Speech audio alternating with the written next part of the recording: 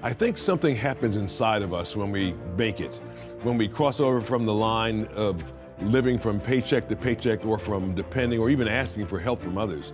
The reality is that we forget, or we rewrite the story and believe someone we survived a trial in life because on our own, or as the saying goes, we pulled ourselves up by our own bootstraps. Well, tonight I want you to meet someone who has never forgotten, who lives every day trying to extend the grace and help she's received to others.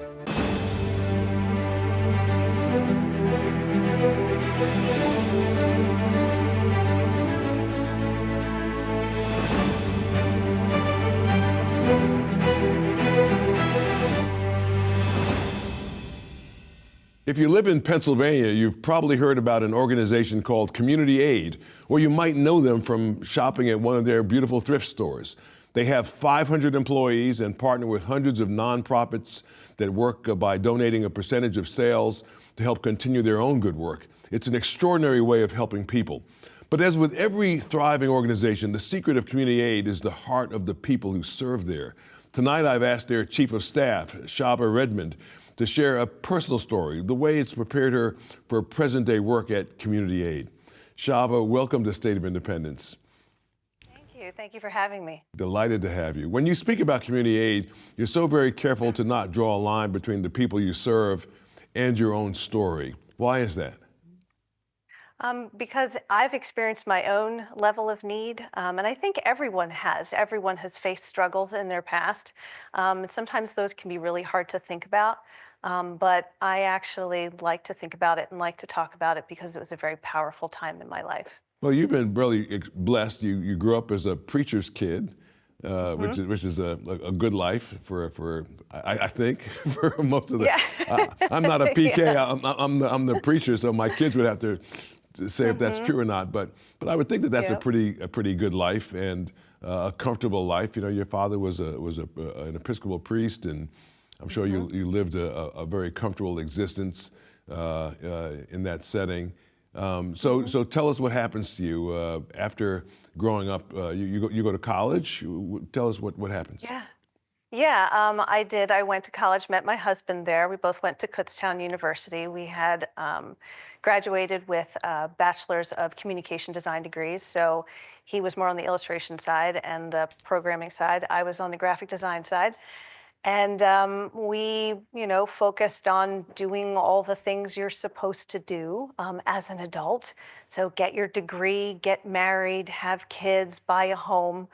And we ended up starting a business together, doing website development and graphic design, and working with major agencies kind of on contract work. And things were going well until they weren't. Wow. So the business was successful initially. And then, of course, like many companies and many small companies, I guess you ran into some roadblocks, some speed bumps along the way? Yeah, we did. It was rather unfortunate the way that we had prepared ourselves for business as two young people.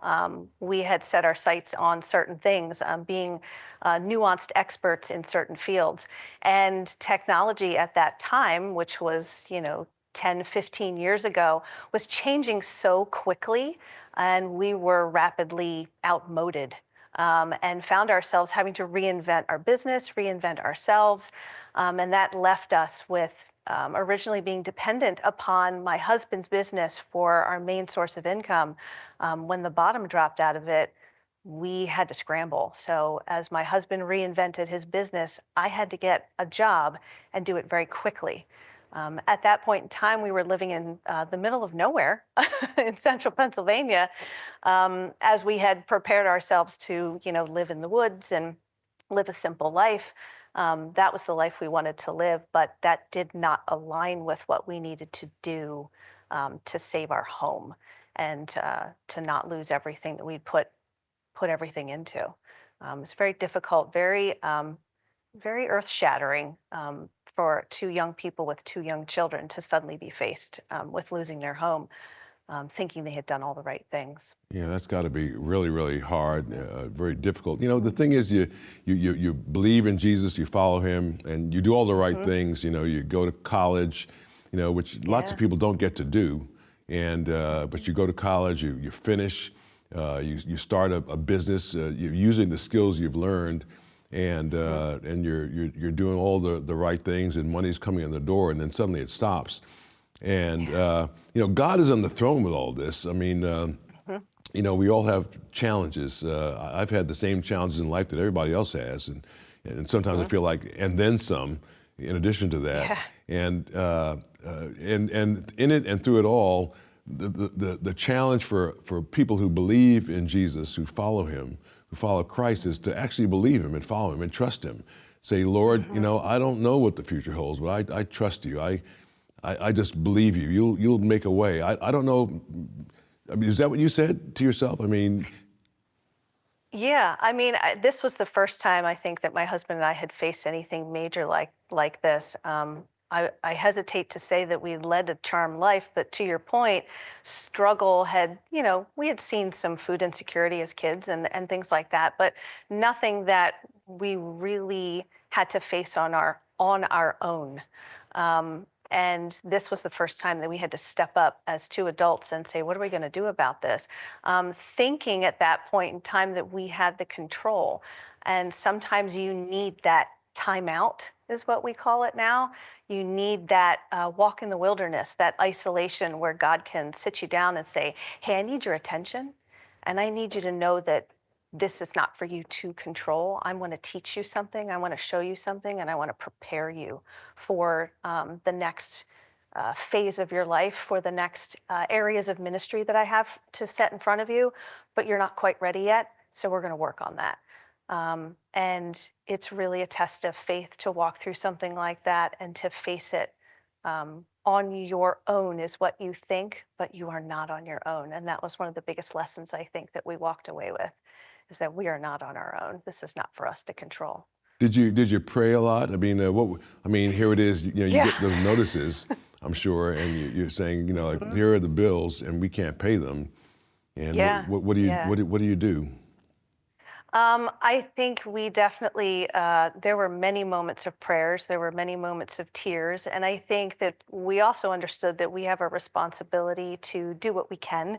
So there is a level of ownership that we did take, that we had to take. So as my husband, like I said, as my husband looked at his business and said, okay, what do I need to do to adjust to the environment, adjust to the economy, adjust our offerings? I had to look and say, what can I do? Where is God leading me? Where do you want me to go? And so he showed us that I needed to go 4 hours away from where we were living, down towards Hanover, to lead a team that was in a struggling store. I went into retail, and to lift another group as I myself was being lifted. So I walked into a struggling retail environment, excuse me, a struggling retail environment with about 10 employees and a completely wiped out management team, and had to rehire and support that store. That looked like working 15-hour days from about 5 in the morning to 10 o'clock at night, and not having a place to live while I did that.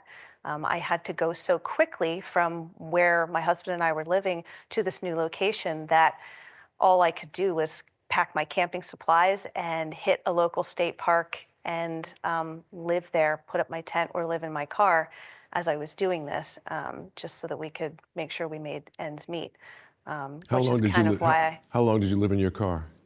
I was about 2.5, 3 months. Because I was working those 15-hour days, I didn't really have time to go out and, go apartment shopping. And so I really relied on other people to help me find somewhere to live in that time frame. So the apartment complex we ended up living at actually came to me and was helping me get us settled. But it definitely took a longer time than I thought. I thought I'd be living, in a tent for about a week or two, and then I'd get a place to live, and it would be okay. And how we were going to pay for it, I don't know. But the Lord's going to take us there. We're going to get there. But it definitely took longer, and I'm honestly glad that it did. I really needed that time out. I really needed to sit in that environment to truly appreciate what housing insecurity looked like, what food insecurity looked like, and what a lack of basic human needs looked like.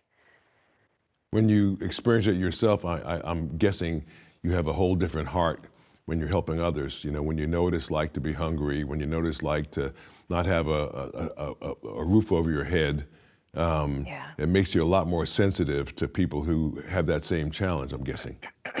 It does. It really does. And when I was in the middle of my struggle and in the middle of, sometimes not even having the energy to put up a tent at night and sleeping just in the car at the campsite, there were many times where I had to cry out and say, mercy, Lord, mercy. I can't do this anymore. Why do you have me doing this?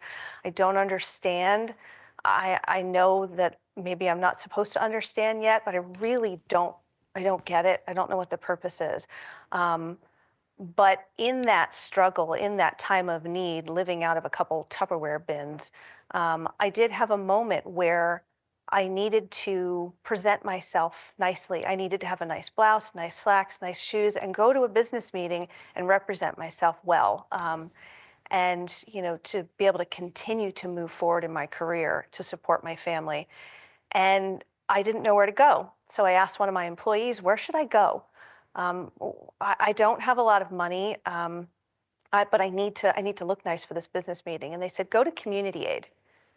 And so I was like, what is a community aid? I don't understand what you're saying. I don't know what that is. There's like, well, it's a local thrift store. It's a donation center. They're really nice there. They'll help you. They'll give you, what you need. You'll be able to find something nice there. The quality is really good. And I thought, okay, it's a thrift store. I can swing that. So I walked into community aid and was absolutely astounded at the people there, the way they helped me, the way they guided me through the store, the way they welcomed me. There was scripture on the walls. There was Christian music playing. I I felt instantly at home and I felt instant dignity walking through the well-maintained aisles, the organization. It was clean, it smelled good, it was bright. I was able to shop with dignity. I got what I needed. I didn't spend a lot, and I was able to continue to move on. Learning later that the mission of community aid was to support local nonprofits that were helping people in need.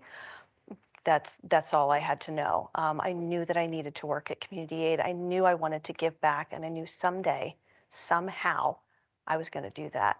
God was hopefully going to lead me there if that was His will. So how did God open the door? Because you were helping this other struggling company with the few employees and in the difficult environment, retail environment. Yeah. How did you get from there to community aid?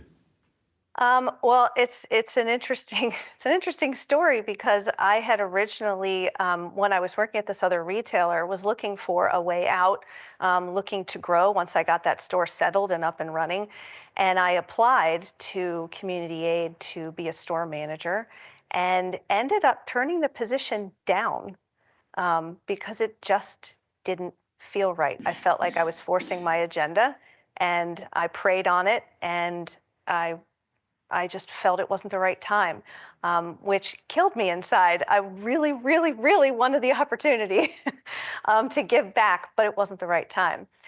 So once I had walked away from that particular retailer and had moved on to another, I was thinking about it, and I thought, I wonder how community aid is doing. I really would like to see how it's going. And I checked, and they were about to open a store in York, and that's the town that I live in. So I thought, okay, I'm going to pray about it some more, Lord, and if this is the right time to go, I'm going to go. So I applied, and I got an assistant store manager position right when we were opening the New York store. And the opportunities have just continued to open and magnify for me. I have been quite blessed to be mentored and shepherded and guided through all the positions that I've held at Community Aid, and to be able to make that positive, lasting difference has been absolutely life-changing. So you don't really see it like it's just a job, it's not like just a No. place that employs you. Tell me how you see your work. It is so much more than a job. It is so much more than a thrift store. It's so much more than a donation center. It's a mission. So the mission of community aid is using Christ-like behaviors. We help our neighbors by providing quality, meaningful jobs, and supporting local nonprofits for the glory of God. I like to call that our God sandwich, our Jesus sandwich. That's our mission statement. And so it truly isn't just a thrift store experience that we're focused on. We are focused on making sure that people have that quality, meaningful job to them that means so much more than just lining the pockets of somebody they don't know. They know the people that work at our organization, all 500 plus, know that the work that they do matters. And that was something for me that was extremely important. That is my why I work at Community Aid. I really want people to have that job that means something to them, to know that they're making a difference for their neighbors, to know that they're supporting people in their struggles, that they're doing something to be God's hands and feet in the world and make a difference. That's really, really powerful, and I could talk about it all day. That's wonderful. No, it's just clear and obvious how you're centered and who it is that encourages you. Obviously, you understand what it means to follow the Lord, to be one of His people, and that's why you're there. It's not just a job. That's why you're there, and that's what gives you the encouragement every single day. You've got to be an encouragement to the people around. I know people come to the store, and there are people that are coming to your store that are discouraged. I mean, they've had a hard time. Maybe they've been incarcerated, or maybe they haven't had work, haven't been able to find work. Maybe they don't really have any good skills, great skills to share with the in a workplace someplace, and so they find themselves unemployed, and it looks like it's never going to get any better for them. And they come into the store to maybe to buy something, but in addition to buy something, they're loved, and we're supposed to love our neighbor like we love ourselves, and that's what they find there at Community Aid, which is a real blessing. Tell me about your family, about your husband and your kids. Yeah, well, that's very nice of you to ask. Thank you. I have my husband, Tim. We've been married for over 25 years now. I have 2 daughters and 1 son. So I have Alana, who's 18, Bridget, who is 16, and Will, who is 8. Both girls just got into college. We homeschooled them. So they just recently graduated last year together, the couple of overachievers. So they recently just got into college, and so they'll be pursuing their own paths within the realm of biology, both of them. So we're very excited. They also do Irish dance, and they're world-class Irish music players. So it's very busy. So where does that come from? Where does joyful. The Irish dance come from? Where do they learn that, the Irish dance? And is somebody Irish in the family? Yes, my husband and I both have some Irish background, among other things. And so being a Redmond, you're definitely Irish. Yes. And so it started, the music actually came from my husband and myself. We play a couple of things here and there. I actually play the bagpipes, and he plays about 700 other instruments. And so when we were looking for activities for the girls for homeschool, we were taking a look at dance, and Irish dance really seemed to hit the heart of my girls, and they wanted to try, and that led to music and all kinds of marvelous experiences. So it's like I said, it's very fun at my house. It's very fun. Very joyful. Yes, yes. Well, we're with a pretty wonderful person tonight, my new friend Chavah Redmond. She's the chief of staff for a big and growing nonprofit called Community Aid. She'll be back in a minute to tell us more. Stay with us. You're watching Joe Watkins' State of Independence on Lighthouse TV. Positively different. Share your comments about today's program in the comment box at joewatkins.org. My guest tonight is Chavah Redmond. At a low point in her life, her husband's devastating job loss had her sleeping in her car, a memory she fights to remember to keep her grateful and grounded for what God, through the kindness of others, did for her and her family. Chavah, when someone is at a low point and there seems to be no way but up, how do you not become so consumed by the way people look at you or concerned about what they might think of you? That's a great question, and I think it's really easy to fall into that depressive state where you're even looking at yourself and you're disappointed, and kind of beating yourself up. But it's about perspective. For me, I did have the benefit growing up in a Christian household where my dad took quite a great pains to let me know that struggle is not a bad thing. Struggle comes so that you can grow, so that you can be fire tested, so that you can learn how to be dependent upon God's strength and not your own. And so I have that benefit of having that background. Now, not a lot of people do. So as Christians, we are called to act. Community aid itself is based on the scripture from second chapter of James, verses 15 through 16, that says, essentially, and I'm going to paraphrase, if you see someone and they are lacking in food or clothing, those basic needs, and all you say is, well, I hope you find what you're looking for, what good is that? We have these stories and these struggles and this need to share with one another, also as a reminder for us to help others, to act, because need never goes away. It doesn't discriminate. It will hit anybody at any time. None of us are safe from having that struggle, but that's okay. That's a good thing. And we are called to act when we see it. There was one evening in particular where I did not have the energy even to put up a tent. I barely had the energy to park my car and sit in it. And I had a couple that came over to my car. They gently knocked on the window. They asked me if I was okay. And that was a pivotal moment for me, in that moment of need, to be seen, to be loved, to be cared for, to be fed. Not just physically fed, but spiritually fed, and reminded that I was not alone in my lowest of low points.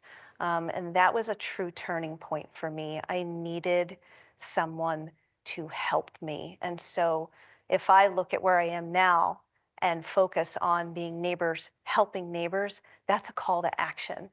That is what we're called to do, to not just turn that blind eye. And if we see an opportunity, take it. Absolutely take it. That's the right attitude, the right spirit. I know many people are comfortable as Christians with just being able to say, I'm a Christian, I'm a believer in Jesus, but we're supposed to love our neighbor like we love ourselves. If you see your neighbor is hurting, and needs something, and you have what they need, money, food, whatever it is, shelter, you're supposed to help them, and that's the right spirit. If somebody wanted to help community aid, or is there a way that somebody could give money as well to this wonderful ministry that provides for people? Absolutely. I mean, there's multiple ways actually to help community aid. We will usually say work, shop, donate. Very simple. There are three main ways. So if you're looking for a position and you want to have a job that actually has purpose and meaning, apply. That is a great way to get in and start your course of action as a Christian, and to get your hands dirty and really start to understand how to move and how to act. Second great thing, come shop. It's amazing. It's a blast. Everything I'm wearing is from Community Aid. So I say that and wear that proudly. Our go-to-market strategy is to be high quality and low price. And so everyone can shop at Community Aid. You don't have to have need to be there, but if you have need, come. You can definitely walk through our aisles and shop with dignity and not even know that you're in a thrift store until you make it to the register and you're asking us, are you sure it's only this much money? You didn't ring that wrong? No, we rang it right. This is how much it costs. It's okay. And the last way is to donate. Our product donations, when we have people come to our donation centers to drop off these amazing gifts that we get every day, it's incredible the things that we receive. That is our lifeblood. Without those donations, we can't have a store. So everything that you see within our locations, within our stores, someone has gifted to us, and we don't take that lightly. That provides those quality jobs, that provides the amazing items that people can shop for and buy every single day.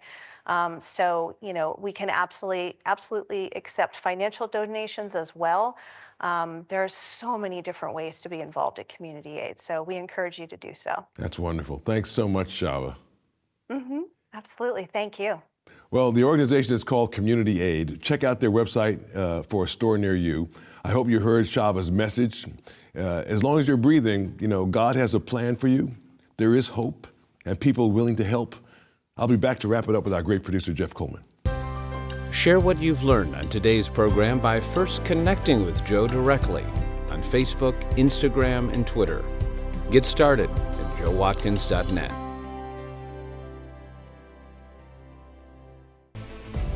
Learn more about Joe Watkins and the mission of this program at joewatkins.net.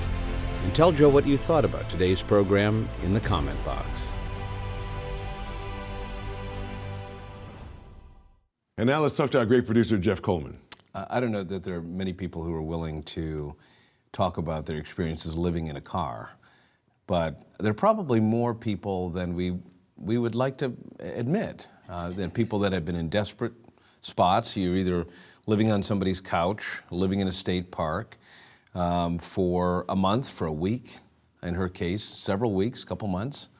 But what it does is put us adjacent to people who really are experiencing need. And if you forget that, I think you lose a little bit of the spirit of the mission, which she has clearly not lost, and Community Aid hasn't either. They haven't gone corporate, and they're right there when people need to look their best at a price that is affordable. My co-host on Morning Light, Deborah, is a big Community Aid fan. Is she really? Oh, yeah. Does she shop there as well? She does, yeah.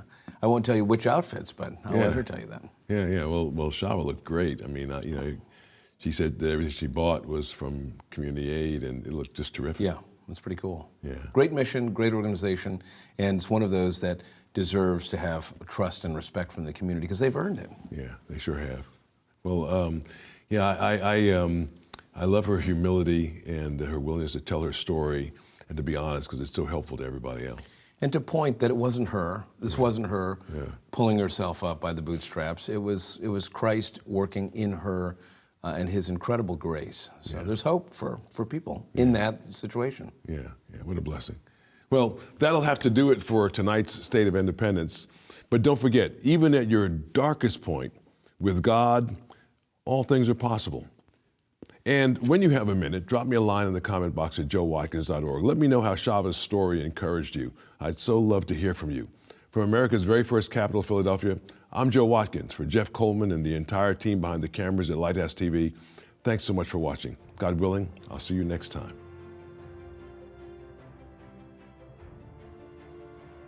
Not a bad story. Yeah, that's it.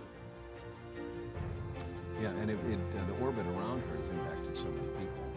And to know that when you enter that community, this is my place, these are my people, this is my job. It's pretty cool. Yeah, very, very cool. I know what that's like. When I was working the campaign for George Bush years ago, I didn't have money